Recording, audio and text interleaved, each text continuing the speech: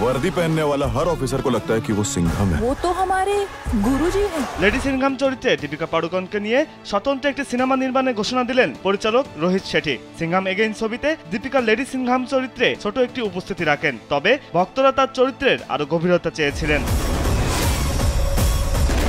দীপিকার চরিত্রের প্রতি ভক্তদের এত আগ্রহের জন্য রোহিত শেঠি এই চরিত্রের উপর ভিত্তি করে একটি পূর্ণাঙ্গ সিনেমা নির্মাণের সিদ্ধান্ত নিয়েছেন। লেডি সিনঘাম চরিত্রটি সিনঘাম এগেইন ছবিতে একটি বিস্তৃত ক্যামিও ছিল।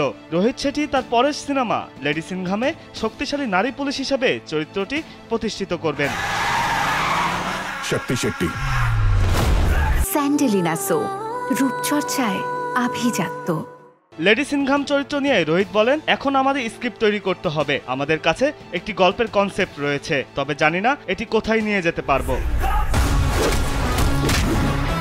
তিনি আরো বলেন, আমি জানি চরিত্রটি কেমন হবে এবং গল্পের মূল ধারা কি হবে, তবে পরিচালক ও লেখক হিসাবে আমি তার পুরো যাত্রা সম্পর্কে এখনো জানি না। তবে লেডি সিনঘাম অবশ্যই একটি নারী পুলিশ কেন্দ্রিক সিনেমা হবে, তা না হলে আমরা কখনোই এই চরিত্রটি দর্শকের কাছে তুলে ধরতাম না।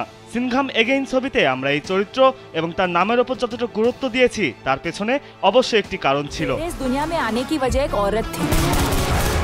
সম্প্রতি রোহিত শেঠির সিনঘাম এগেইন সিনেমাটি মুক্তি পায়। ছবিটি দর্শক মহলে তুমুল জনপ্রিয়তা লাভ করেছে। এই চলচ্চিত্রে মূল চরিত্রে অভিনয় করেন অজয় দেবগন, কারিনা কাপুর, দীপিকা পাড়ুকোন, অক্ষয় সহ অনেকে। এখন পর্যন্ত সিনেমাটি থেকে মোট আয় হয়েছে 300 কোটি রুপি। ज्यादा हीरोगिरी दिखाएगा ना तो तेरे इस दुनिया से जाने की वजह भी एक औरत ही होगी। তামজিদ হোসেন, কালবেলা।